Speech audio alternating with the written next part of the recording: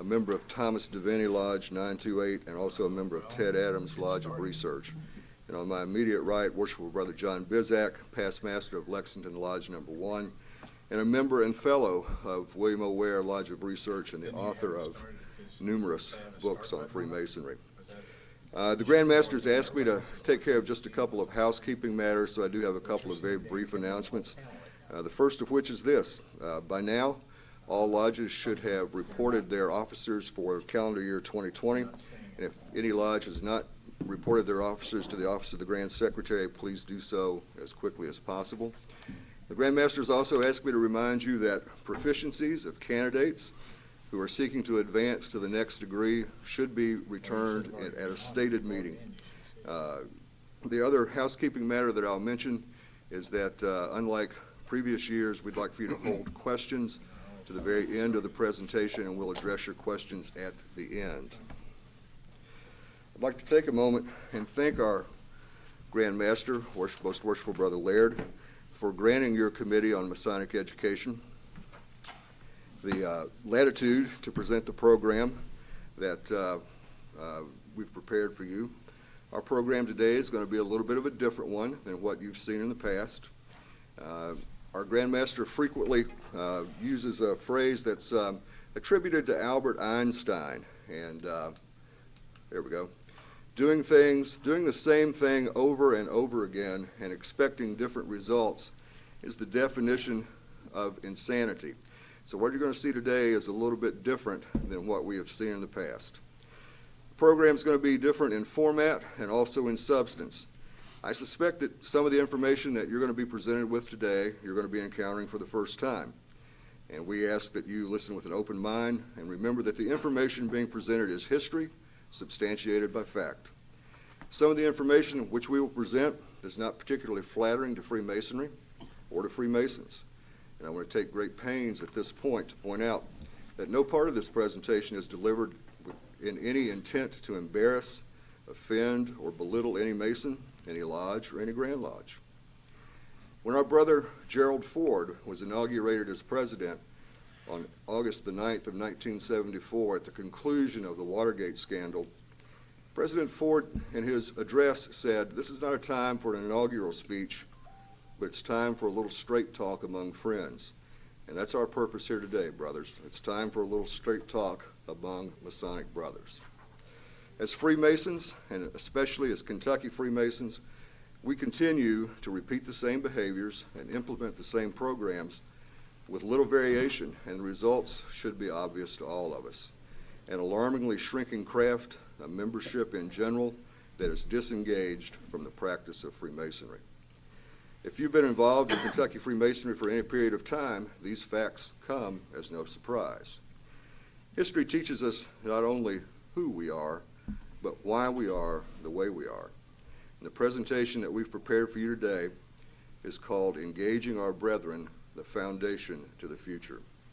In a brief period of time, we intend to take you through the manner in which Freemasonry first came to Kentucky, the Morgan Affair, the expansion of Freemasonry after the Civil War, the golden age of fraternalism, and the roller coaster ride of rapid expansion and subsequent contraction in the 20th century and the state of Freemasonry in the era in which we live, the age of information. Each different era in Kentucky Freemasonry was shaped by the one that preceded it.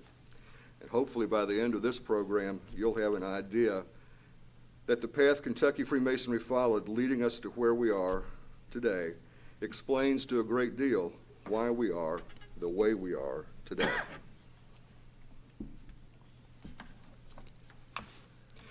Many of us present this morning are wearing a lapel pin inscribed with the words, "Masons Making a Difference." That's the motto of Most Worshipful Grand Master Gary Laird, and indeed it is a noble sentiment. But for Masons to make a difference, Masonry must first make a difference in the hearts and lives of Masons. Freemasonry has only one aim and purpose, and that is to equip men with the necessary discipline and knowledge to control their passions and desires and thereby lead more fulfilling and rewarding lives and be drawn closer to their Creator. All of the other activities in which we as Masons engage are secondary to that ultimate aim and purpose. It is to the extent that Freemasons have understood and embraced the aim and purpose of Freemasonry and have determined to practice that purpose in their individual lives that's responsible for the difference that Masons have made in their homes, in their houses of worship, in their workplace, and in their communities.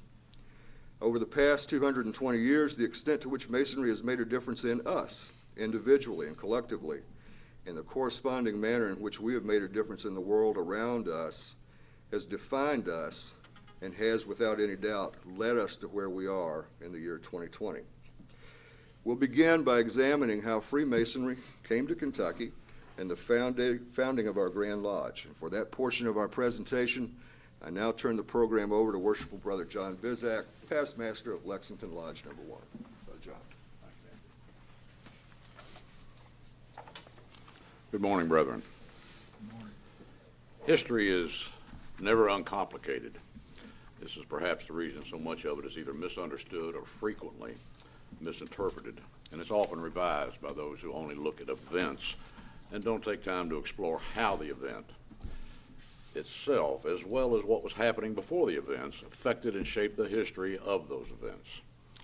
In the limited amount of time that we have this morning, it's not possible to delve extensively into every detail about how and why Freemasonry came to Kentucky when it did.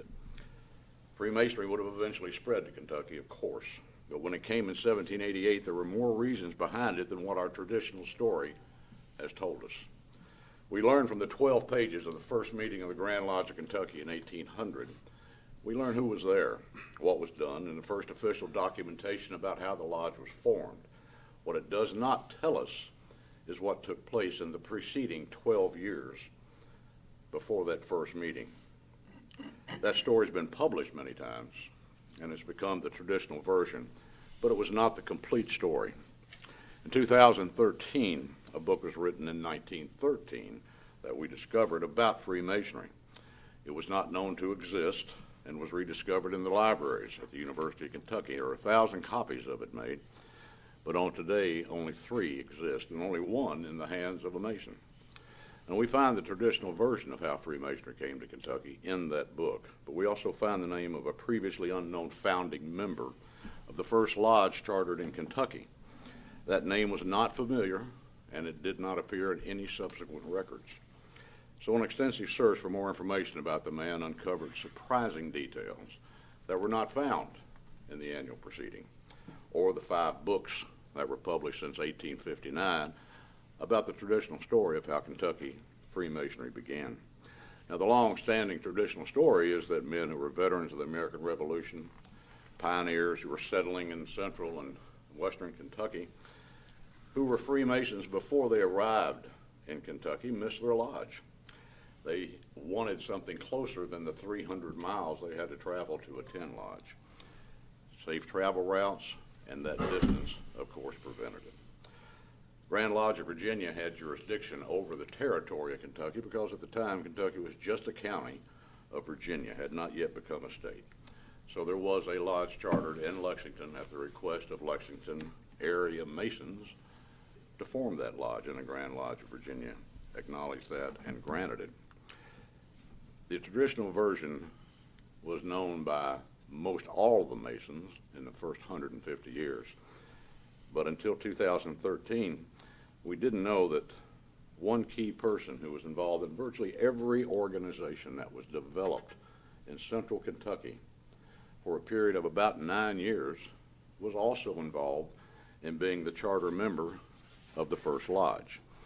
He was in Kentucky on what has been quoted and cited as public business of a confidential character. He came to Danville, he went to Lexington, and his name was John Belly. He was a British citizen by birth, and he was educated in Holland, and he came from France in 1783. By 1786, he had been recruited by Secretary of War Henry Knox, and he became a spy for General Knox, and later for Washington after he became president. Belly's mission in Kentucky was not to come and form a Masonic lodge. That came as a result of other things that unfolded while he was here. But he was here to enlist the support of loyal Kentuckians to the newly formed United States. And there was a reason for that, because Kentucky was already flirting with the idea of pledging loyalty to Spain because of the routes on the Kentucky and Mississippi River that led to us. Worse, there was another Revolutionary War general who was suspected of being a spy for Spain. And history does reveal that he was and was paid and was in Kentucky trying to thwart the state from gaining statehood.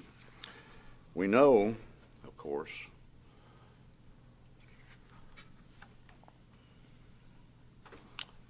how we got to Kentucky. We know that we came from England, and from England we went to Pennsylvania.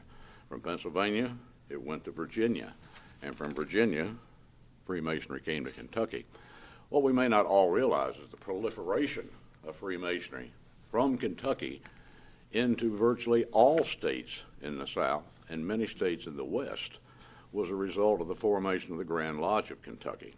Roughly 270,000 of the 600,000 Masons in the United States by 1987 were grandchildren of some influence of the Grand Lodge of Kentucky. As soon as the Grand Lodge of Kentucky was formed, it immediately began to charter lodges in Kentucky, more lodges than the 5 that were in existence. In addition to that, they also began to form 9 other lodges in other territories that were not yet states. So the influence of Kentucky Masonry extends and continued to extend for almost 80 years. If we look at the maps that are on the slide, we see how quickly Freemasonry proliferated. In the center slide, you'll see how many lodges were in the colonies and in the eastern seaboard states before it came to Kentucky. As soon as it came to Kentucky, on the slide to my far right, you'll see how quickly Freemasonry began to spread into the West. And when it spread, it didn't always spread with uniformity. It spread with different rituals. It spread with different practices. It spread with different interpretations and understanding of what historically Freemasonry as an organization was intended to be. Now, the men in it at the time, of course, didn't oppose anything about rapid expansion. The zeal for having more men involved in our organization was encouraged, but there were consequences that came with it, and the consequences began almost immediately in 1800. There was less instruction, there was less oversight, there was less assurance that the promise of Freemasonry was being consistently delivered. The consequences would later result in the fraternity facing a range of fluctuating fiscal, disciplinary, and public support problems. Now, more about that in a minute, but first let's take a look at the backstory and the political intrigue that remained in the shadow for nearly 2¼ centuries until it was realized that the life of John Belly actually influenced bringing Freemasonry to Kentucky. Secretary of War, Major Belly in the middle of the slide, and George Washington all had one thing in common in that period, and that's that there was a concern of the hostilities that were taking place in Kentucky from the Indian tribes that were the natives here, hostile to the settlers, hostile to trade routes, and preventing trade from coming up and down the rivers. However, the biggest political problem was Spain, because as mentioned, Spain did have claims on certain parts of the southern Louisiana and Mississippi River ports. They wanted to extend that into the Ohio River right on up through Cincinnati. Had Spain been successful, they could have begun a war, which Washington didn't want to fight because we had just finished the American Revolution, and we knew that there was going to be hostilities and a potential war with the Indian tribes in the Northwest. So there became several prongs of attack, but the biggest concern was General James Wilkinson, who was a spy for Spain and had served under Washington in the Revolution as one of his generals, and they didn't trust him. And Belly was sent to Kentucky to first and foremost spy on Wilkinson's activities and report back to Washington. Now, Belly, when he came to America, has kind of a strange background. He came with letters of introduction, and he became acquainted with Washington. Knox Supreme Court Justice John Jay, and other leading national figures at the time. And he suddenly became a very successful merchant in Alexandria, Virginia, with this uncanny ability to come up with an abundance of a variety of goods from Europe, where America was in short supply because of the Revolution and post-war shortages. In 1786, Knox went ahead and enlisted Belly, and he referred in writing to what he sent Belly to Kentucky to do, and that was a public mission of confidential character.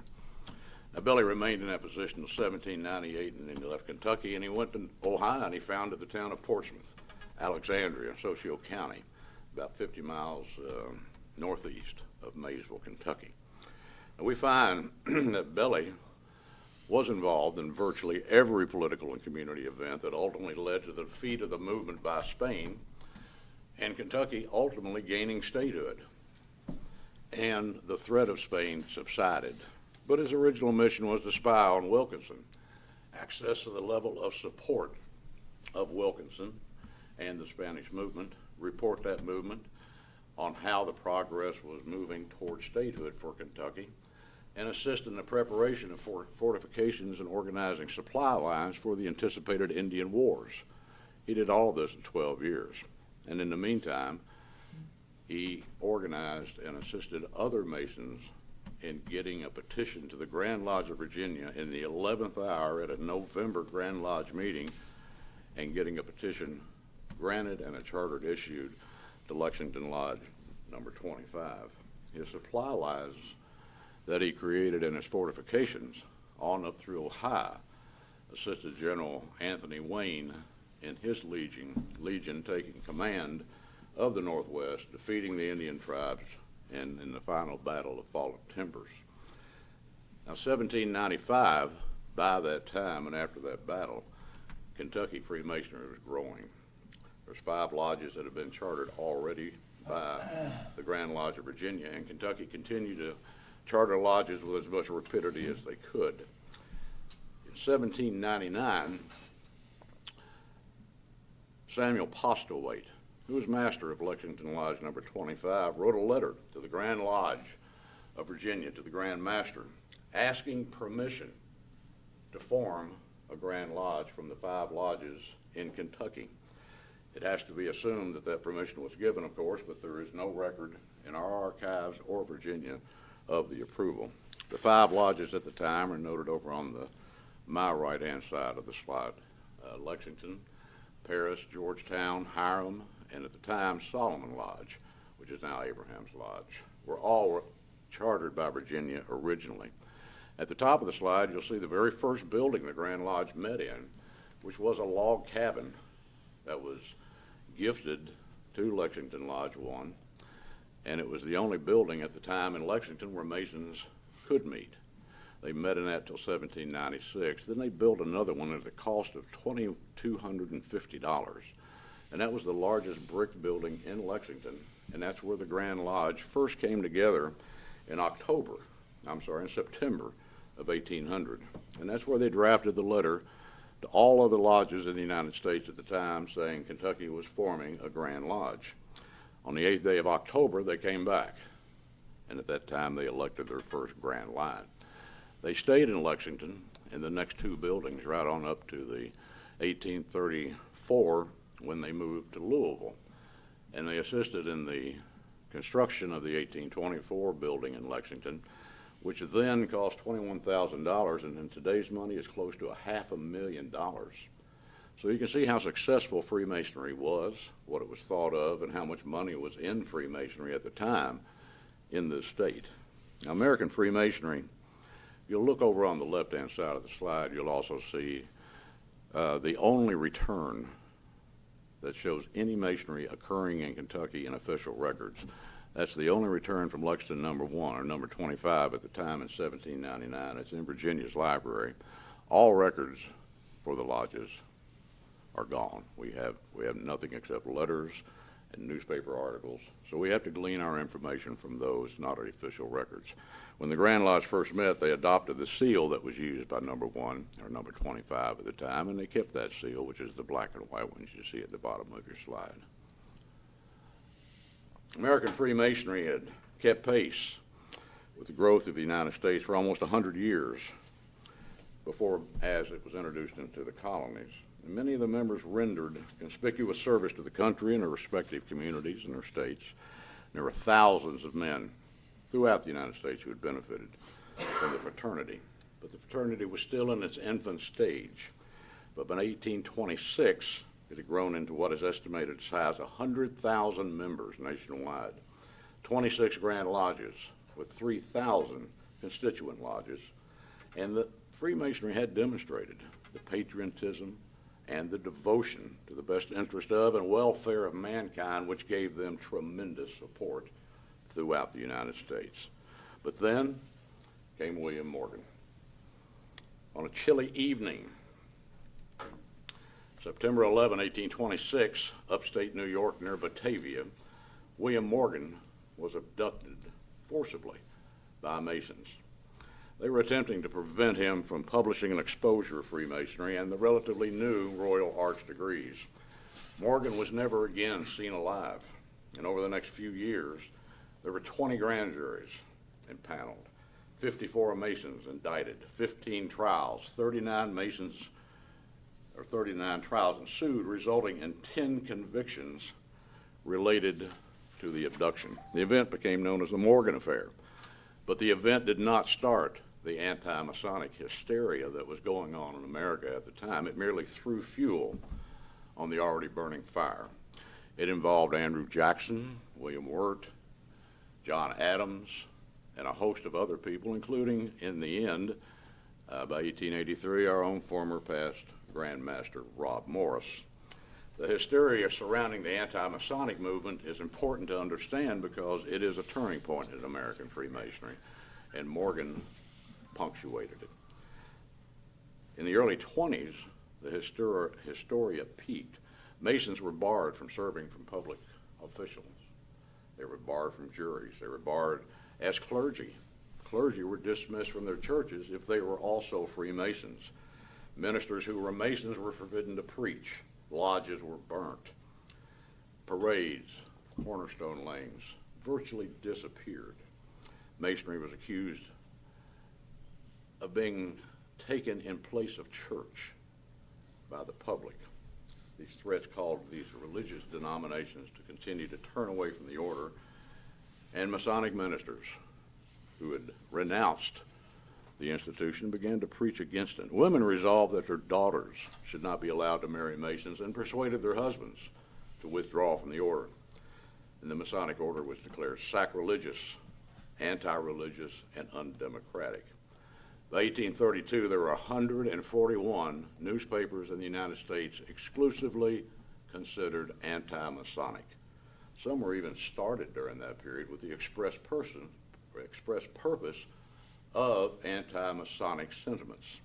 The papers denounced the entire institution, not just Masons in Batavia, declared it, quote, repugnant to the Christian religion and unfriendly to the Republican form of government.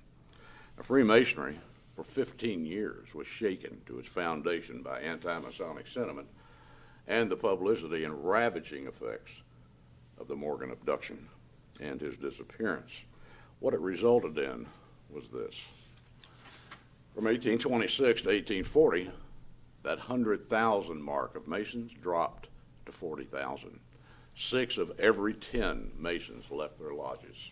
In New York, 20,000 members dropped to 3,000 members. 480 lodges to 82. Kentucky went from 1,538 members to 769, and our lodges were virtually cut in half. Several grand jurisdictions surrendered their charters. Pennsylvania, and as you see on the slide, Massachusetts and the other states, they became dormant. They just could not stand up against the anti-Masonic resistance. In fact, we have Rob Morris, as this quote's down at the bottom of the slide, illustrating the poor shape Kentucky Freemasonry is in during that period. In the aftermath, said that if the torment had not subsided when it did, within another 10 years, the order in Kentucky would have died out from sheer neglect. Now, while the anti-Masonic movement, punctuated by the scorching controversies of the Morgan Affair, It wreaked havoc on American Freemasonry, but it didn't destroy it. It did, however, obliterate much of the positive reputation that the fraternity had enjoyed for multiple decades. It also expunged the swollen membership rolls and tried to correct the unintended calamity that came from that unbridled expansion and the ballooning of those rolls. And the fraternity's financial condition during those years, of course, completely deteriorated.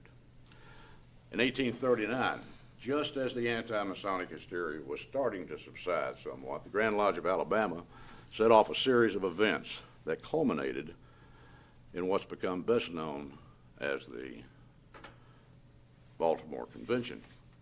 And during that time, we find that the lodges, as you see listed there, this is just Kentucky, had dropped so precipitously all the way into the 50s, but then began a rebound in the Civil War. Right before it, right after it, climbed its way up to 20,000 members by 1869, and it just kept climbing right into the 1900s. But starting around 1810, we find the pattern repeated prior to the Civil War, and that repeat was that American Freemasonry and Grand Lodges began to measure the success of our fraternity by the number of men's names who appeared on a membership roll. The more men equaled more success, although the internal story does not corroborate that.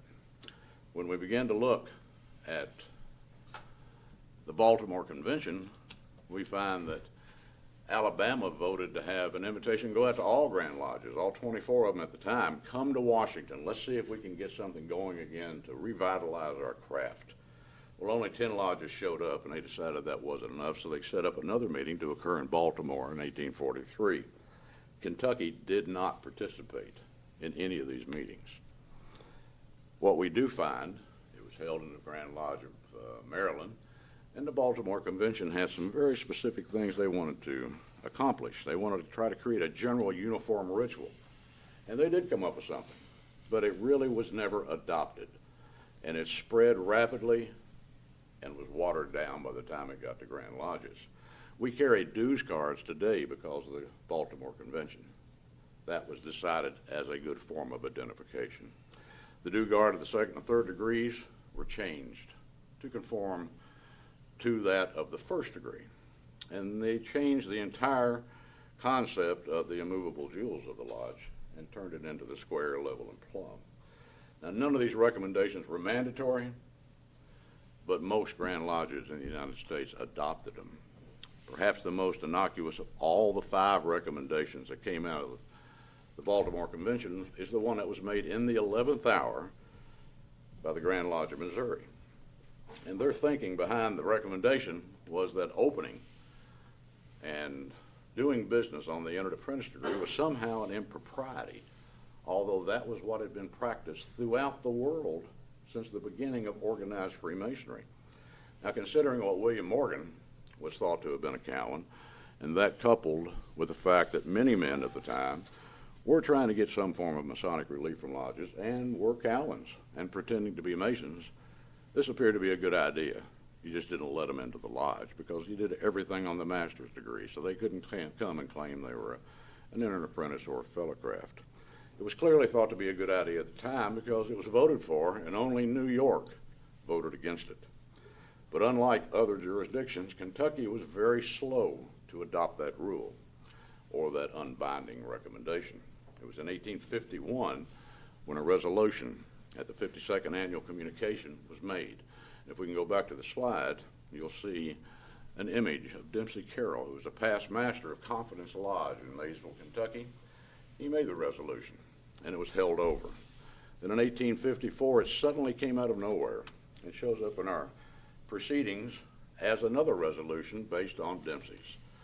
That was resolved that the bylaws of the Grand Lodge required all business of the subordinate lodges to be transacted in the third degree.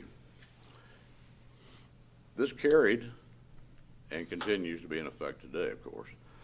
In 1988, the Grand Lodge of Connecticut rejected the 1843 non-binding recommendation and returned to the practice that had been in effect for the last 126 years. Since then, as you can see from the map, those states that have a square and a compass on them are the 25 other grand jurisdictions that have rejected the Baltimore Convention recommendation and have returned to allowing their subordinate degrees to do the work of their lodge and the degree of their choice. As we move past the Baltimore Convention, we find that there's a surge in membership again. We find that by 1860, there were 37 Grand Lodges, 209,000 members in the United States. By 1870, just 10 years following the Civil War, or the next decade, membership stood at 466,000, with an average of 25,600 brand new Masons brought into the craft every single year in that decade. And there were more than 7,000 lodges in America. That was the largest rapid expansion in the history of American Freemasonry. Now, Kentucky became a microcosm of the circumstances regarding the membership following the Civil War because soldiers were returning home. Many in the South migrated north, and they wanted to get to states that were not as ravaged by war. Kentucky was one of those states. So the swell of membership before the war and from the war itself kind of erased the memory of the older Masons, particularly in Kentucky, that when we got so big, we started having so many problems. And instead of looking at ways to find strength in fewness, Kentucky opened the door. The cycle started all over again. When we get past the Civil War and we get into the final quarter of the 19th century, we fall into the age of fraternalism. And this influenced Masonry again, but in a complete different direction than the Morgan Affair and anti-Masonry. By 1897, fraternal groups claimed 5,500,000 members in the United States. There were 540 different fraternal organizations, and Freemasonry was just one of them. 40% of the adult males in this country were members of one of them 540 organizations. Now, throughout the end of the century and on into the 19th, the idea from all of these fraternal organizations is that our meetings, our ritual, should really be fun. We should have some frivolity in our work. Now, Freemasonry was not at the core of all of this burlesquing of our solemn rituals, yet it carries much of the stigma from it. Some of the stigma is deserved, but some of it is not. For decades, well into the 20th century, some lodges still held out the idea that fraternal life was all about some kind of a vaudevillian-like atmosphere in lodge. They wanted levity, they wanted flippancy. And it offers another example of how society itself influenced what was going on in lodges, because the majority of society was made up of fraternal organizations who believed that. And those men also brought it into Freemasonry at the time. One of the things that came into Freemasonry was the working jacket of a master mason that you see down at the bottom of the slide. And nowhere in our ritual do we find authorization for such an item, but it appeared. And there's a book that's been discovered that was used by degree teams since 1919 here in Kentucky, possibly written by Henry Purtle, who also wrote one of our monitors.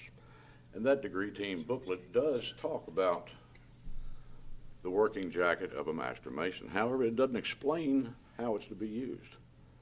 It just says that a master mason's working jacket is used.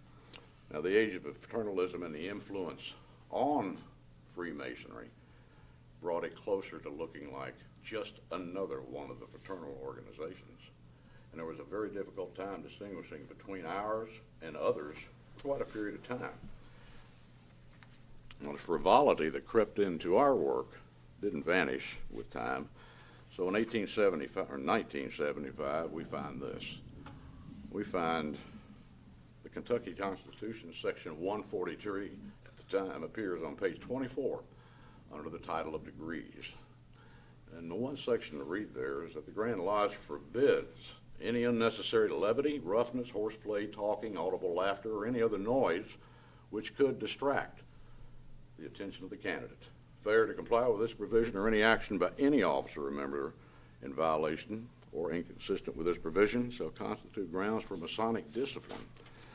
So obviously there was an issue that continued, and it had to be addressed with a rule, and the rule is there today. While the first 130 years of Masonry Brothers saw an unbridled rapid expansion, a ruination of most of its public perception for decades, came close to an extinction, endured two major wars in this nation, and survived extensive social change that influenced its course and its direction two major times. The next 130 years of external social change and influence on the fraternity had more influence on the fraternity than American Freemasonry had on society. And now, Worshipful Brother Dan Kimball will present part two of today's presentation and provide an overview of what took place in American Freemasonry in the 1900s, and particularly what happened in Kentucky.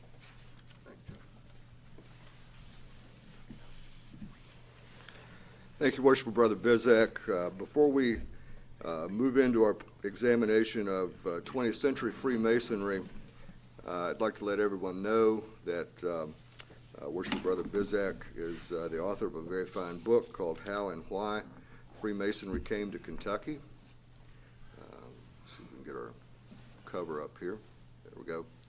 That's not it. There it is. How and Why Freemasonry Came to Kentucky. And if you're interested in a more in-depth study of the formative years of Kentucky Freemasonry, I would encourage you to obtain a copy of that book. It's well worth your time, and it's a very good read. It is available at any basic online bookseller. The story of Kentucky Freemasonry in the 20th century is the story of periods of great increases in membership, followed by periods of equally great decline. The most consistent theme in American and Kentucky Freemasonry in the 20th century is that whether in periods of boom or bust with respect to membership, organized Freemasonry steadily drifted away from its identity as a spiritual and philosophical organization to that of being a service club. Professor Lynn Dumenil of Occidental College, a non-Mason, has written the best study of the early years of this phenomenon in her book, Freemasonry and American Culture, 1880 to 1930. Professor Dumenil traces the manner in which men who were members of other organizations, the Odd Fellows, the Red Men, the Knights of Pythias, the Maccabees, the Rotary Club, the Kiwanis Club, the list goes on, how those men brought with them into Freemasonry the influences of their traditions and practices of these separate organizations. Professor Dumenil's history of Freemasonry during this 50-year period recounts the way in which Freemasonry changed its brand. By the end of the 1920s, much of Freemasonry's philosophical and contemplative nature had given away almost entirely to a civic and charitable orientation. The change was gradual and the result of a slow drift from Freemasonry's philosophical and spiritual foundation. That brand change remains a feature of contemporary Freemasonry and reflects a misunderstanding and a misapplication of the historical aim and purpose of Freemasonry. Freemasonry is not a charity, it's not a civic club, and it was never intended to be either. As the English language has evolved, the word charity has taken on the connotation that we understand today, that of giving money to worthy causes. But the charity of which our ritual speaks is of sacrificial love that one brother has for another. It does not, and never was intended to, refer to public almsgiving. In a similar vein, Dr. Dumenil recounts the manner in which Freemasonry in the United States adopted civic causes, especially the concept of Americanism, again illustrating our drift from our historical foundation. Freemasonry, of course, is not exclusively American. It's universal in its truth supply to men of all nations, races, and faiths. And there's nothing inherently wrong with Freemasons and lodges engaging in charitable or civic endeavors. These activities are secondary attributes of Freemasonry, and in their proper perspective are worthy. It's when our emphasis shifts so that the secondary attributes of Freemasonry receive our primary focus and attention that we reveal the great difference that Freemasonry has drifted away from its historical purpose. Dr. Dumenil's book is certainly the definitive study of Freemasonry in this era, and it traces the path of our fraternity from a philosophical and contemplative society to a charitable and civic organization. It's also available from online booksellers, and I recommend it to anyone who may be inclined to read it, purchase it and read it. But if you choose to read Professor Dumenil's book, I would also recommend that you read the Proceedings of the Grand Lodge of Kentucky from 1880 to 1930. And you're going to be amazed at the extent to which Dr. Dumenil's book and our very own proceedings parallel each other. As Dr. Bizek told you earlier, the 19th century saw a succession of Grand Masters: Charles Wintersmith, David Montserrat, Rob Morris, Myrix Williams, Charles Edgington, and J. Sol Smith, each of whom gave measured warnings of the dangers of too rapid expansion and rushing men through the degrees of Masonry without proper education and grounding in the lessons and the philosophy of the ritual. And you can read those warnings also in the Proceedings of the Grand Lodge of Kentucky from those respective years. The 20th century saw the results about which these Grand Masters gave warning, and those results in the 20th century came to fruition. Even by the early decades of the 20th century, Masons were so poorly grounded in the philosophy and history of Freemasonry that the outside influences brought in by men who came from a service club orientation easily pushed aside any remaining focus on the fraternity's spiritual and philosophical foundation. In 1900, Kentucky had 19,870 men on the rolls of the Grand Lodge of Kentucky and 469 lodges that held charters from our Grand Lodge. The first 15 years or so of the 20th century were years of transition for Kentucky Masonry.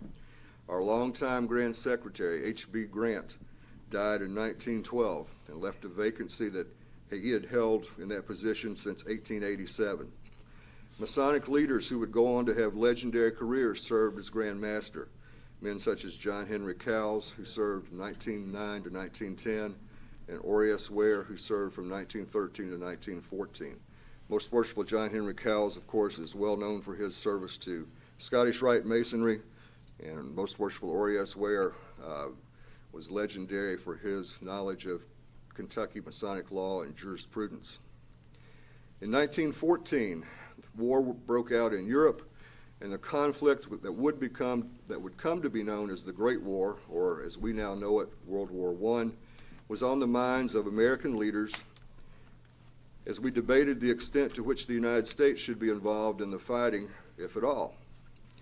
In April of 1917, the United States formally entered World War I on the side of the Allies. The war ended in 1918, and by the year 1920, virtually all U.S. servicemen had returned home. The years following World War I were another period of rapid increase in membership in Kentucky Freemasonry. By 1930, there were 60,760 members on the rolls of the Grand Lodge of Kentucky, and 579 lodges had been chartered by the Grand Lodge.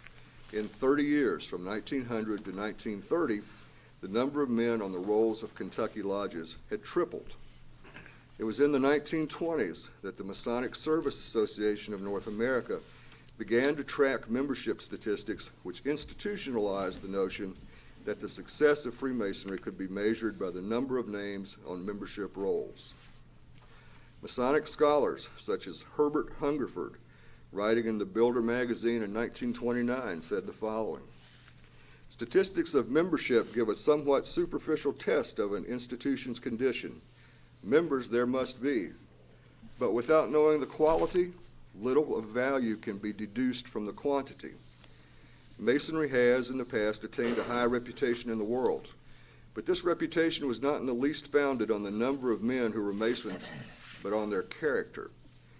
It was because in every community it was observed that many of the best men, the men most respected, the men most trusted, were of the craft, that Masonry gained the reputation it has enjoyed. And herein lies one of the great paradoxes of Freemasonry. It's intended to be exclusive, restricting membership to men of high character and reputation. And yet its very exclusivity causes membership in it to be desirable. Yet once the West Gate is open wide enough that large numbers of men are admitted, it loses its exclusivity. As it loses its exclusivity, it also loses its attractiveness and its prestige. The admission into Freemasonry of men in large numbers did much to reduce the institution's ability to deliver a truly extraordinary experience, and Freemasonry is meant to be extraordinary. The post-World War I years also saw the rise of the concept of Americanism. Patriotic fervor, inflamed by the fear of communism and the Red Scare of the 1920s, saw civic and fraternal organizations adopt a commitment to the American way as a fundamental part of their purpose. Freemasonry was not immune to this, and indeed, Freemasons in the United States tend to view Freemasonry and Americanism as interchangeable terms. The combination of these factors, too rapid expansion of membership, the lack of consistent and structured Masonic education, both between and after degrees, the adoption of service and patriotic club orientation all but severed Freemasonry from its historical and philosophical roots. The Great Depression of the 1930s brought a collapse of Masonic membership in the United States and in Kentucky. By 1940, membership statistics for Kentucky showed a shrinkage to 42,348 men on the rolls of the Grand Lodge and 508 lodges chartered in our grand jurisdiction. The loss in the number of Masons and lodges was not attended by an increase in emphasis on spiritual and philosophical matters. Lodges merely struggled to survive and largely continued on their service club path, albeit with greatly reduced numbers. World War II began in Europe in September of 1939. The United States entered the conflict on December 7, 1941, with the bombing of Pearl Harbor. Paralleling the experience of World War I, the close of World War II brought again a tremendous number of new members into American and Kentucky Freemasonry. The period from 1945 to 1959 saw unprecedented growth in the number of men calling themselves Masons. Masonic membership reached its zenith nationally in 1959 with just over 4 million men on the rolls of our nation's lodges. In Kentucky, membership peaked in 1960 with 100,646 members and 469 lodges. In 1957, following his installation as Grand Master, Most Worshipful William O. Ware, sensing that the craft was drifting dangerously far from the historic aim and purpose of Freemasonry, posed 3 questions. What is Freemasonry? What does Freemasonry mean to me? What do I mean to Freemasonry? History shows us that while Grand Master Ware's questions were penetrating, institutional Freemasonry took little heed for the call for introspection and self-examination. The annual growth had no end in sight, or so it seemed. Since 1959, membership in Freemasonry nationally and in Kentucky since 1960 has steadily and continuously declined to our present level. In a certain sense, the precipitous loss of members is hardly surprising. In the late 1940s and 1950s, lodges were so busy conferring degrees and teaching proficiencies, there was little or no time for education in the history or philosophy of Freemasonry, nor were there many Masons qualified to teach such subjects. Since the middle 1970s, Freemasonry in the United States and in Kentucky has experienced what could be called the wilderness years. Mirroring the relaxation of social standards in American society, Freemasonry relaxed its standards with respect to qualification for membership, expected dress at lodge, the truncation of ritual, and the offering of quality Masonic education. Freemasonry has ceased to hold men accountable for their actions inside and outside of lodge. The governing sentiment is, we don't care how you, and you can fill in the blank, dress, speak, think, just as long as you come to lodge. By jettisoning our standards, we've become indistinguishable from any other group. And indeed, there's much truth in the comment that Masons are the Moose Club without aprons. Since the 1970s, institutional Freemasonry has had little or no positive impact on society. Rather than being an agent of needed change in society, Freemasonry, to its lasting detriment, has allowed society to change it. As membership has plummeted, we find that men who are civic leaders are no longer drawn to Freemasonry. The result of having failed to remain exclusive, as well as being unable to communicate our philosophical purpose, has become obvious. Lodge and Grand Lodge leadership is drawn from a pool of men who lacked leadership experience or abilities that were available to men in previous generations. Past Grand Master Carroll Curtis cautioned in his 1970 address to the craft, "As Masons, we do not claim to be better than anyone else, but in order to actually be Masons, there are certain standards that we must uphold." Most worshipful Brother Curtis was reminding the craft that Freemasonry is not a casual endeavor, and that Freemasonry cannot be practiced in a casual manner. Institutional Freemasonry, however, has increasingly embraced a casual approach to the practice of Freemasonry that has served only to lessen its appeal to men of good quality and reduce what should be an ordinary or extraordinary experience to a decidedly ordinary routine. Let me be clear, there is no such thing as casual Freemasonry, and our collective experience of the last 60 years is proof positive of the failure of a casual approach to Freemasonry. The last 25 years of the 20th century were brutal ones for institutional Freemasonry. Membership rolls shrank, treasuries were depleted, lodges consolidated or went defunct, buildings became dilapidated and in need of repair, and the remaining membership aged at a rate alarming to any actuary. Faced with declining membership and shrinking revenues, Freemasonry as an organization has lacked the energy and mechanism with which to initiate long-range planning to strengthen the institution. Freemasonry in the last quarter of the 20th century remained content to be governed by external forces rather than making a serious effort to reclaim its heritage and control its destiny. One of the bright spots in Kentucky Freemasonry in the last quarter of the 20th century was the publication of Charles Snow Guthrie's Kentucky Freemasonry, 1788 to 1978, The Grand Lodge and the Men Who Made It. Drawing heavily on the works previously published by past Grand Master Rob Morris, who wrote The History of Freemasonry in Kentucky in 1859, past Grand Secretary H.B. Grant, who wrote The Doings of the Grand Lodge of Kentucky in 1900, J. Winston Coleman, whose book Masonry in the Bluegrass was published in 1933. Drawing on all those works, Professor Guthrie presented a comprehensive history of the Grand Lodge of Kentucky.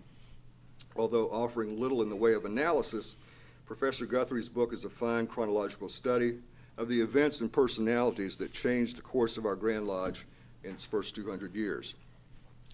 Happily, Professor Guthrie's book is still available from online booksellers, and it's worth the time spent in reading it. The other three books are extremely rare, and if you can be fortunate enough to locate a copy of one, hang on to it for dear life. Those three books, while obviously dated, offer an excellent window into the world of Freemasonry at the time in which they were written. And by the way, proving that rank does indeed have its privileges, Grand Secretary Grant inserted his Doings of the Grand Lodge of Kentucky into the annual proceedings in installments in the years 1901 through 1904.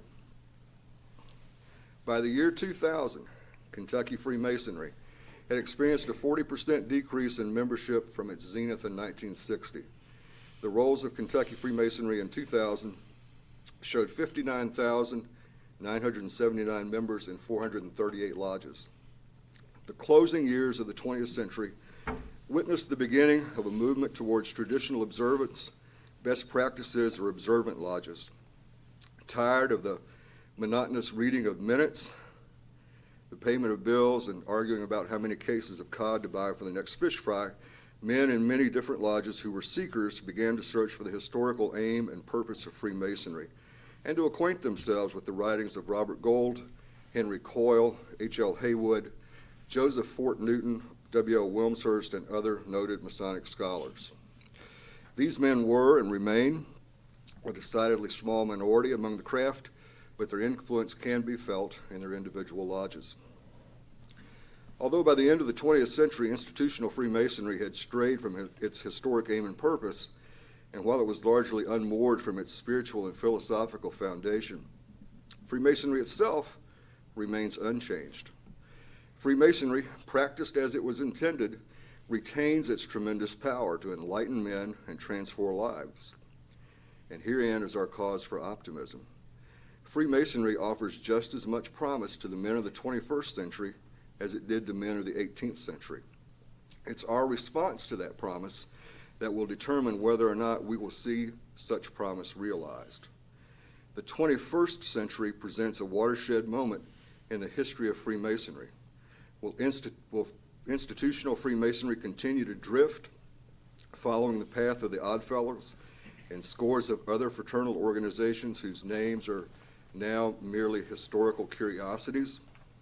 Or will it seize the opportunity to redirect itself in its original form, that of an exclusive organization whose extraordinary purpose is to teach good men the self-discipline necessary to lead productive and fulfilling lives, thereby drawing closer to their Creator, the grand architect of the universe? Those issues will be explored in the next segment of the program, which will be presented by Worshipful Brother Rich Hansen, past master of Jake Rice Lodge 606, a member of Thomas DeViney Lodge 928, and Ted Adams Lodge of Research. Brother Rich.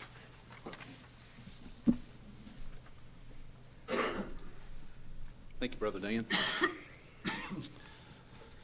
So today, brethren, I guess with a lot of the history that we've heard, we have to ask the big question of where are we right now? See if I can get this thing to work. There we go. Let's see. There we go. We have found in the William Aware Survey, Characteristics of an Ideal Lodge, that at this very moment, 56% of Masons in the state of Kentucky have never actively participated in their respective lodges. They've only shown for initiation, passing, and raising, and have then disappeared. If 56% have never participated, it leaves us with 44%. Of the 44%, roughly 6% of the Masons are currently active in maintaining what needs to be done within our lodges. That leaves us with 38% missing, who were once partially active members. Where did they go? Did they not get what we promised? Did we not educate our votaries? Did we not make them wiser, happier? Were they even the men that should have been in the lodge to begin with? It's a very hard question to ask, but we must contemplate that answer within ourselves for the good of the craft. Let's take a look at the numbers. According to our latest 220th annual communication from the 2019 Grand Lodge proceedings, there were 357 lodges, excluding the lodges of research. We know that's a little less now as last year. There were reported 33,645 Masons within the state of Kentucky as of 7/1/18. The total gain for 2018 was 1,295 individuals. That was initiations, admitted, and reinstated. The total loss for 2018 from demits, suspensions, expulsions, and death was 2,107 for a net loss of negative 812. Free members were 6,021 50-year members, 7 in Masonic homes, 27 legally incompetent, for a total of 6,055.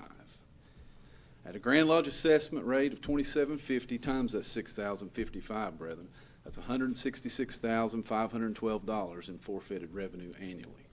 And we'll look at that number. It may be important later. So the total number of members less the free is 27,590, which still include dual members. 6% of the 27,590 is 1,655 members. The bottom line, brethren, is that the work of the lodge falls on 4.6 brothers per lodge average. That's pretty striking.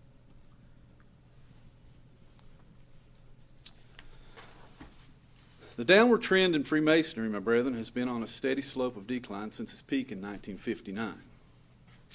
As the trend line continues to decline, you're going to see a lot of changes. Greater geographical dispersion among lodges and lodge members. Lodges will go defunct.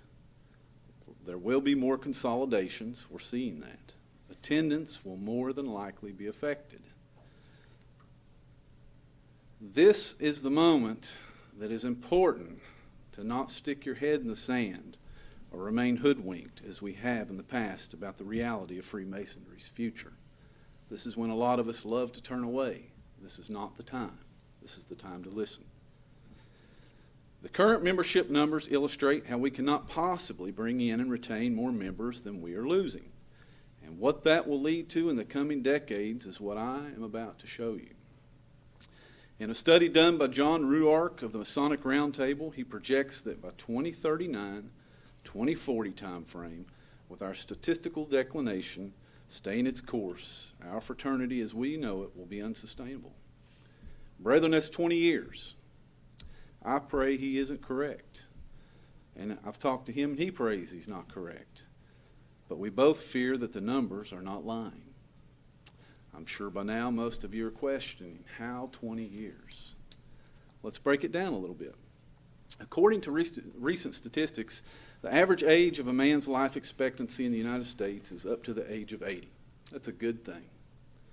But that means that if we are engaging men in the 58 to 60 year range, the baby boomers, a little bit younger as we know them, to become Masons because of retirement, financial stability, ability to travel, if we're counting on these men to be able to sustain our fraternity, they will more than likely also be deceased by this time frame, or really close to it. So Masonry, as we know it, will still have trouble existing, as we know it.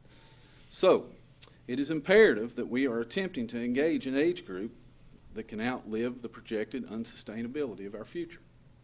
Now notice that I don't say the death. I'm not a big fan of that. I think Freemasonry will always be present. But we have to admit that there will be some major changes in the near future. It's also imperative that we understand that this isn't for growth. Keeping in mind the history confirms that none of the 5 periods of growth or rapid expansion of Freemasonry was ever sustainable. This is just to try to sustain a level where we can stay solvent. So who do we engage? Who do we identify our successors? And what are we offering them that will attract, preserve, and retain? Is it the millennials? Some would say the millennials don't seem to have the financial stability to be as involved in the fraternity as we would need them to be. But the truth is they can afford the $40 a year average cost of dues across Kentucky. But even the millennials are pushing the age envelope to sustain our future. Is this our future?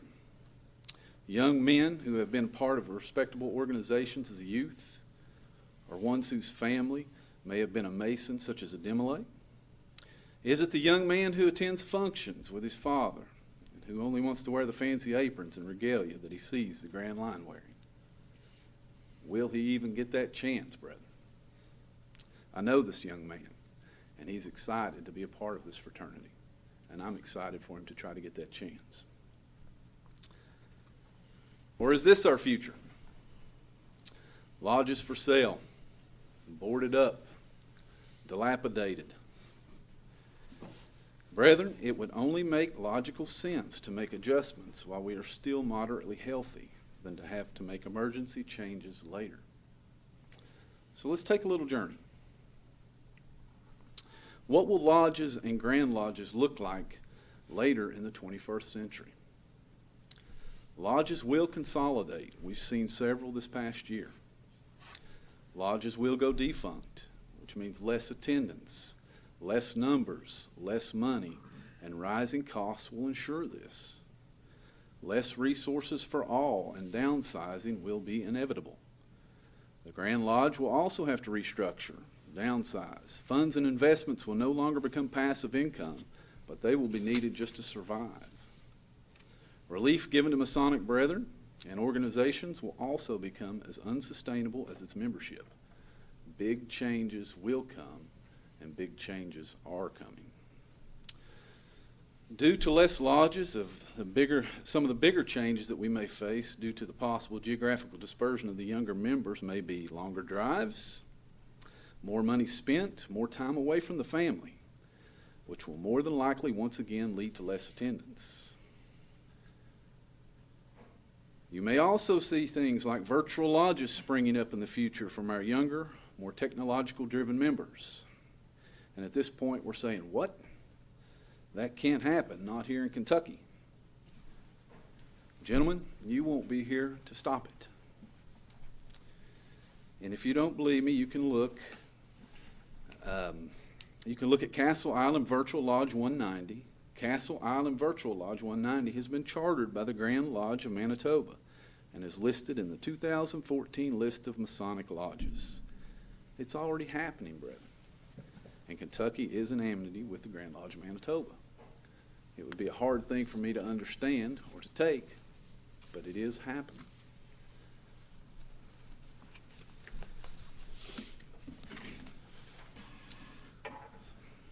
So what Freemasonry looks like in the near future, brothers, depends on what we do next.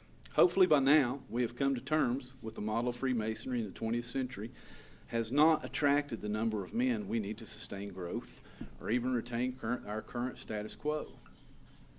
And many would argue that it was never designed to be that way in the first place. And according to many warnings from past Grand Masters, that could be very true.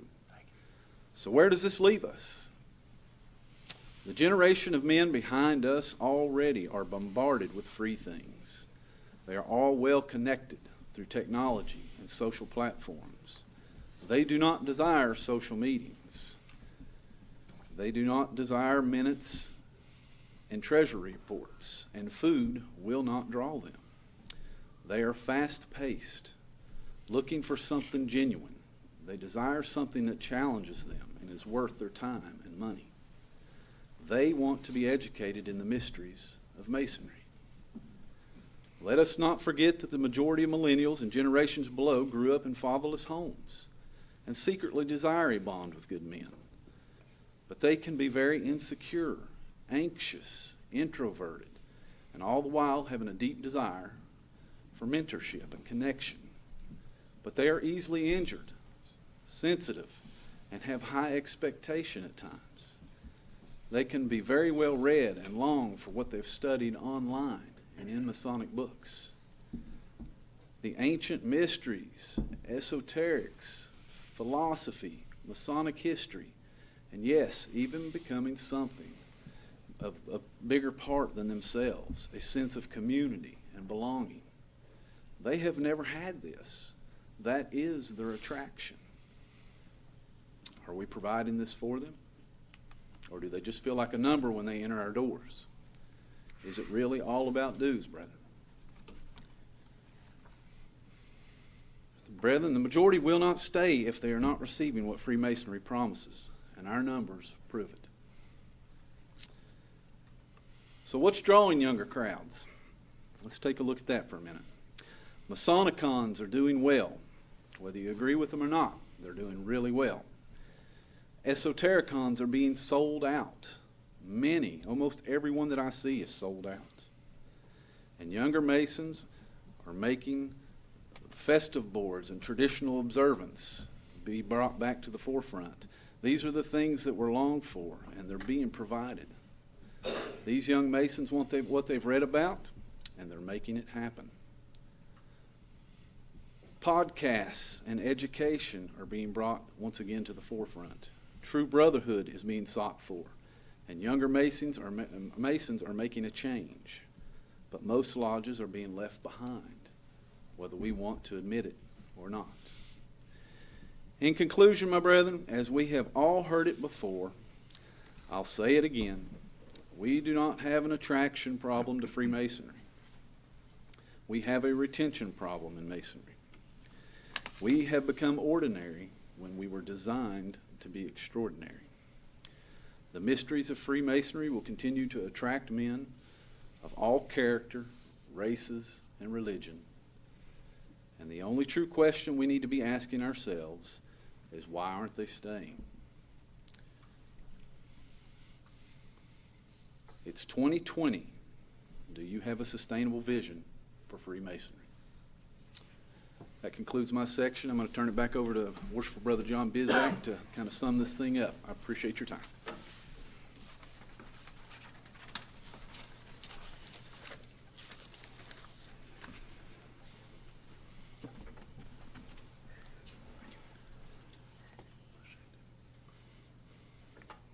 Brothers, as you've heard several times today, and you see printed in your programs in several places, we cannot escape the fact that history is who we are and why we are the way we are. In summary of the brief overviews that have been presented today, we can construct the understanding that critical to the purpose of Freemasonry and what it is historically designed to be, that there appears to be more strength in fewness than there does in the concept that bigger is better. History has proven that. Furthermore, regardless of the size of the fraternity, consistent Masonic instruction, education is indeed intended to be a distinctive trait and imperative to the perpetuity of the historical design. There has been in the past and today collective and widespread agreement among many jurisdictions throughout America and the world that at the level of fundamental Masonic instruction and education beyond ritual is indeed vital, not only to ensure all members have a core understanding of the craft, but to serve against the ever-changing backdrop of society whose influences have always proven to impact the direction of the institution, especially in America. The committee will be glad to entertain questions, brothers, and if there are none, we'll turn the program back over to Most Worshipful Grand Master. Hang on a second. Brothers, I just listed on your website. We are now going to ask questions. If you have any questions, you'll have to raise your hand. I see a couple of people have already done that, and I will choose them as quickly as I can and take your question.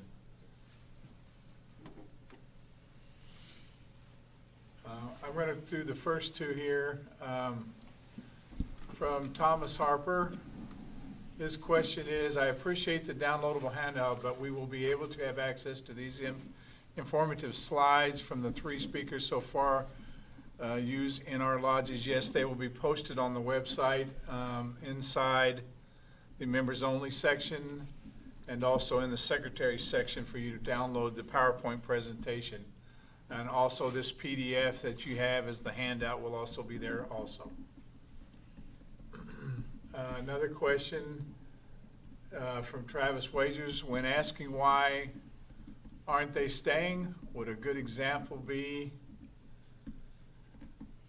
would a good example not be where Hiram Lodge Number 4 did something truly innovative to help bring true Masonic instruction to the masses by broadcasting Masonic education on a Facebook Live? It was broadcast inside of a private group of Freemasons, but was forced to remove it. If the young people push and constantly get their hands slapped by the old guard, why on earth would we continue to be innovative? Brother Grandmaster, Most Worshipful Grandmaster, I think that's a question for you.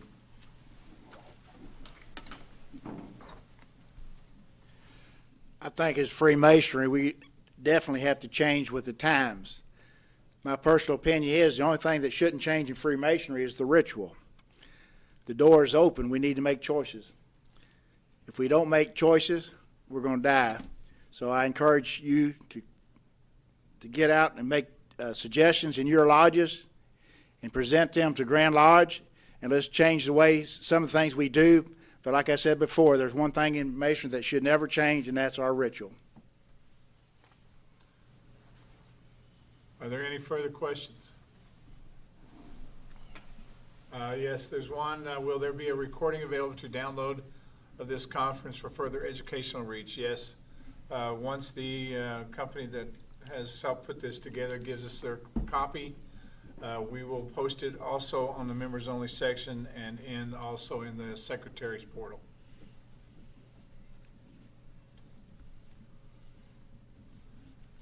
Anyone else?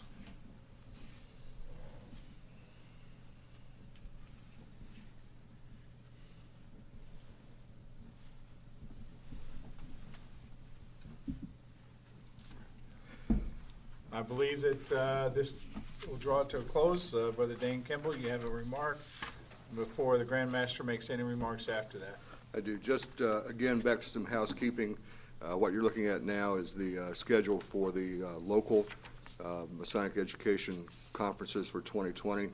On Friday, the 31st, we'll be at the Madisonville Scottish Rite Temple. That program will begin at 8 p.m. Central Time.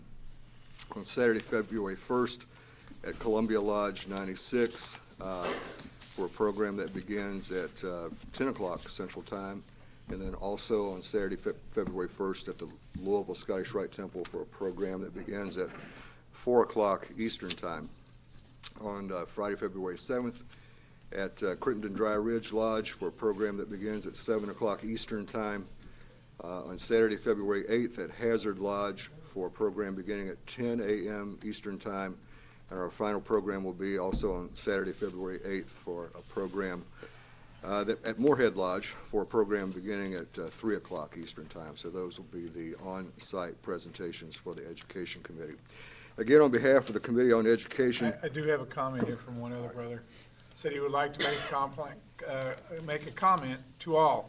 Thank you for all of your presentations, brothers. Bill Heisey. thank you. I would also, before everybody gets off, because I see a few people have already left the presentation, when you exit out of this webinar, you will get a survey to answer some questions. We would really appreciate your feedback on how this was conducted this day, how the speed of the internet, since we have really good internet now here at the new Grand Lodge office. Any other comments you'd like to make? It would really be great to get all those surveys back. Go ahead, Dan.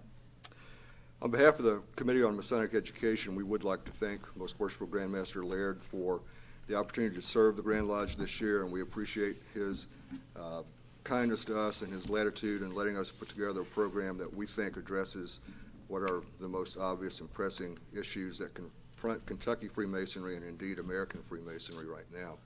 So we appreciate your attendance today. Thank you for your participation, and we look forward to seeing you at the on-site presentations. And at this point in time, I'd like to introduce our elected Grand Lodge officers who are here present, if they have any remarks. Most Worshipful, we'll begin with you. All right. Most Worshipful Brother Keith. I'm going to read some comments that I'm getting on text and also from District 28. A great job to the Worshipful Brothers. But there's one comment here that says, by far, this has been the best one you all have put on. Awesome job. The audio and everything was awesome. That's. I just want to say thank you. It was great presentations. I'm going to pick on Rich's here because, as you know, I'm all about numbers, and I really appreciate the comments that he made because we've been needing that. We're going to have to present more and more of that about numbers in the Grand Lodge. Hang on a second. I'm getting some more comments here. Can we have more educational presentations posted online for us to give in our lodge? Anything that's been done, anything that's been done before is also there. I don't know what other presentation you have. If you have something else you guys are making presentations on your own that you would like to put on the educational site, once it is approved by the Grand Master that it's okay. Don't want to have any dancing girls or anything like that going on doing that. But yes, we can post more on there. Question from St. Matt's, and if membership is so low, why did we invest in a new building? Well, we invested in a new building, unless you want to answer that, Brother. We're in and out. Investing in the new building, brothers, we, for those of you who don't know, we've been paying rent for over 40 years over at the Masonic Homes campus. We bought this building with the cash we've made and the amount of money we've made off of our investments over the past 7 years that we paid cash for. We still have over $2.2 million just in the building fund that can only be used for the building. And we paid cash for this building. We don't own anything on this building at all. Most Worshipful, let me ask another one. How many attended today? I had 201 that had registered. Only 150 of them actually got on. There were some people that were having some issues with, they couldn't find their password. I'm not sure those guys, some of them got on, some of them didn't. Another guy said, great presentation. That's it. Any other questions from anybody? Does that answer your question on the building? While we're waiting to see if anyone else has any questions, I will tell you that if there's any lodge that's present that's participating in this today, if you want the Committee on Masonic Education to come to your lodge or come to your area, contact us and let us know, and we're happy to come and put on a presentation like this or similar to it. Just let us know what your desires are. One other comment, Hebron Lodge number 757 said to tell you that they really liked the presentation. Thank you. Quentin Nation, great job as always. Right Worshipful Grand Junior Warden, Brother Darren Wilson. Brothers, it's an honor to be here with you today and serve you as your Grand Junior Warden. And I want to thank you for your dedication to our fraternity today. I know that you could have been anywhere else with your family or working or anything, but you took the time out of your day to be part of this with us and part of the process and part of our education, and that's a lot of dedication and love for the fraternity. And I know that myself as well as the other Grand Lodge officers are very appreciative of that, and love you all. Right Worshipful Grand Senior Warden James Gibson. Most Worshipful Grand Master, Right Worshipful Grand Lodge elected officers, our esteemed Education Committee, I want to thank you for all of your hard work and what you've presented here today. You've given us a stark yet relevant look at not just a history of Freemasonry in Kentucky as it progressed, but what we need to be prepared for in the future, and I want to thank you for that. I do want to challenge our lodges across the state. Brothers, simply make your meetings meaningful. Make your meetings meaningful. If the focus of your lodge is simply to come in and pay your bills and go home, then that may be a contributing factor as to why you're not having a whole lot of brothers show up, because they don't have, it's something that they're not looking forward to. If you make your meetings meaningful, they're more likely to start back and start attending. It's easy to get caught up in furious activity around our lodges and still not make our meetings meaningful. A good adage for that is don't let furious activity be confused with progress. One of the things that we've been charged with as Masons is to literally be different than the rest of the world. Not necessarily better in relative terms, but the whole concept of Masonry is taking good men and making them better. When we're taught about one of the furnitures of the lodge being installed as master of your lodge, one is the line, and we teach that the line is the criterion of moral rectitude to avoid dissimulation of word and act. In other words, it means don't hide under a false appearance. If you're coming in to your lodge and being a Mason, then going right back out of your lodge and just being a regular part of the world, then you're not exhibiting those characteristics of a Freemason. And so I want to challenge you to do that. Be that difference, as our Most Worshipful Grand Master says, and make that difference that sets us apart, that shows the world that we are something special and gives them something to look at us and say, I want to be a part of that. And I want to thank each and every one of you for your commitment, for your time, for attending this webinar, and I look forward to seeing many of you across the state. One small thing I would like to address real quick on the Hiram thing. The broadcast, if memory serves, was more of a procedural issue than anything else. I think the lodge chose to broadcast it on social media without contacting the Grand Master first, and this is the previous Grand Master.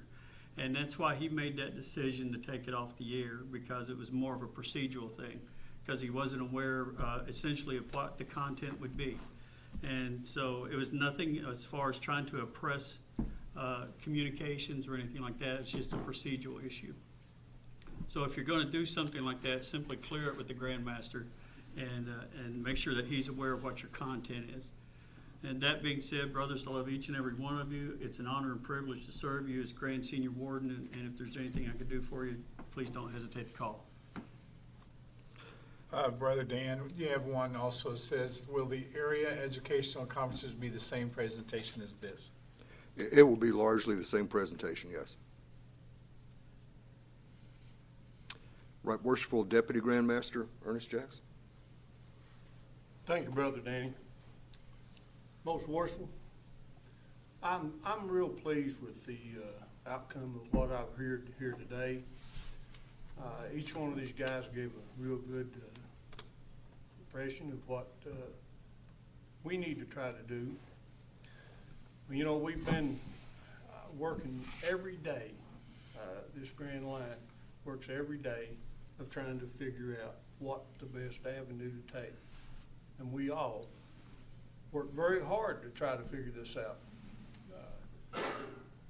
If you would come down to this Grand Lodge office and visit with Donnie and the girls, I'm sure you'll be real pleased with what our fraternity has done in just the last couple of years. We, I feel, have made leaps and bounds on some situations that is going to better our fraternity. Donnie was telling me today that some guy stopped by here and asked for a petition. We might be doing something right with that particular part. And I urge each and every one of you, if you've not been here, to check this Grand Lodge office out. It's yours. Come down and check it out. The library is absolutely awesome. And there's not enough to be said for how hard that each and every one of these Grand Lodge officers that work day after day. And I see a lot of things changed in the last couple of years throughout the travels that I've had across this state. And I've seen a lot of guys coming in and getting a new fresh start this year. I've been at a lodge that raised 7 one night, 4 at another lodge, 6 at a lodge the other night to put 6 fellow crafts through. But we bound to be doing something right. Just keep up the good work. I'm very proud and I'm very honored to serve this craft as your Deputy Grand Master. Look forward to trying to do more in the future. Thank you. Brothers, the most worshipful Grand Master of Masons in Kentucky, Most Worshipful Gary Laird.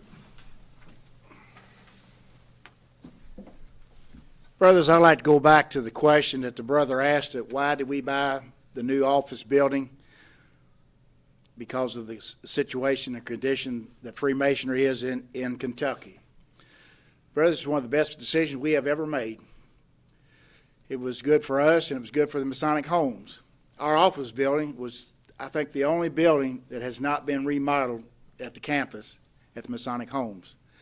Brothers, heaven forbid that if anything does happen down the road, I guarantee you we'll get more than what we paid for that building. So that shouldn't be any concern whatsoever to the craft, that we're in good shape. Hope to continue to be in good shape. But like I said, the building's in a great location, and it will not decrease in value. We'll be in good shape as far as that's concerned. I'd like to take this opportunity to thank the Committee on Education, Worship Brother Dan Kimball, Chairman, John Bizak, and Rich Hansen on a job well done. And I hope that all brothers enjoyed the presentation. I encourage you to take the opportunity to participate in one of the face-to-face meetings. Education is the key to our success, and every Mason should strive to make advancement in Masonic education. I encourage all members of the craft to further their knowledge of Freemasonry. Education is for improving the lives of others and for leaving your community and world better than you found it. I challenge you to set examples and be role models for others. Be that Mason that makes a difference. Thank you for being here today, and I hope you enjoy the rest of your day. Thank you so much.